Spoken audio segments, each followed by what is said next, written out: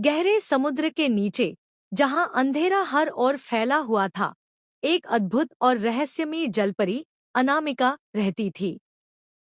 उसकी खूबसूरती ऐसी थी जैसे चांदनी रात में लहरों का नृत्य, लेकिन उसकी आंखों में एक ऐसा दर्द छिपा था जो किसी को समझ नहीं आता था। समुद्र के नीचे का संसार सपनों से भी सुंदर था।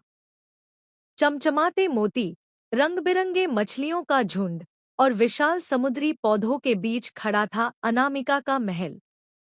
लेकिन इस महल में कोई खुशी नहीं थी। कहते हैं कि अनामिका ने अपने दिल का एक हिस्सा किसी गहरी चोट में खो दिया था। हर रात वह महल की खिड़की पर बैठती और सतह की ओर देखती, जहां से कभी-कभी रोशनी झिलमिलाती थी। अनामिका को समुद्र के नियमों ने बांध रखा था। उसे बताया गया था कि सतह पर जाना खतरे से खाली नहीं। लेकिन एक रात, चांदनी के आलोक में, उसकी जिज्ञासा ने उसकी बेचैनी को मात दे दी। वह सतह पर पहुंची और देखा एक विशाल जहाज, जिसमें लोग खुशी से गा रहे थे। तभी उसकी नजर राजकुमार आर्यन पर पड़ी। राजकुमार की मुस्कान में एक अनोखा आकर्षण था।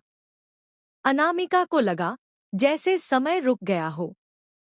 लेकिन इससे पहले कि वह कुछ समझ पाती, जहाज एक विशाल तूफान की चपेट में आ गया। तूफान के थपेड़ों में जहाज टूटने लगा। राजकुमार समुद्र में गिर गया। अनामिका ने बिना समय गंवाए उसे बचा लिया और उसे किनारे पर ले आई। जब राजकुमार ने होश संभाला, तो उसने सिर्फ एक झलक देखी, जलपरी की अद्भुत आंखों की। लेकिन अनामिका वापस समुद्र में जा चुकी थी। अनामिका की मोहब्बत ने उसे कमजोर बना दिया था। वह एक बार फिर राजकुमार से मिलना चाहती थी। लेकिन समुद्र की चुड़ैल कालिमा ने उसे रोक दिया। अगर तुम इंसान बनना चाहती हो, चुड़ैल ने कहा, तो तुम्हें अपनी आवाज देनी होगी। और याद रखना, अगर राजकुमार ने तुम्हें प्यार नहीं किया, तो तुम समुद्र की झाग बन जाओगी। अनामिका ने अपनी आवाज कुर्बान कर दी। वह इंसान बन गई, लेकिन अब वह गूंगी थी। अनामिका अब इंसान बन चुकी थी। राजकुमार ने उसे अपने महल में जगह दी। वह राजकुमार के करीब रहकर उसे हर तरह से खुश रखने की कोशिश करती, लेकिन अपनी बात कहने में असमर्थ थी। इसी बीच राजकुमार की सगाई एक राजकुमारी से तय हो गई। अनामिका का दिल टूट गया, लेकिन वह कुछ नहीं कर सकती थी।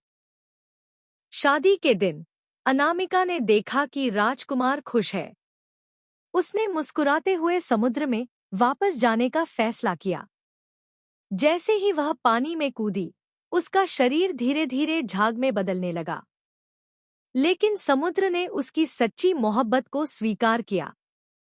उसी रात समुद्र में एक चमकता हुआ मोती उभर आया।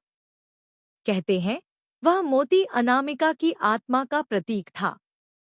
यह कहानी सिर्फ एक जलपरी की नहीं, बल्कि उस प्यार की है, जो अपने प्रिय के लिए हर कुर्बानी देने को तैयार हो। अनामिका की कहानी हमें सिखाती है कि सच्चा प्यार कभी समाप्त नहीं होता। वह एक अमर याद बनकर हमारे साथ रहता है।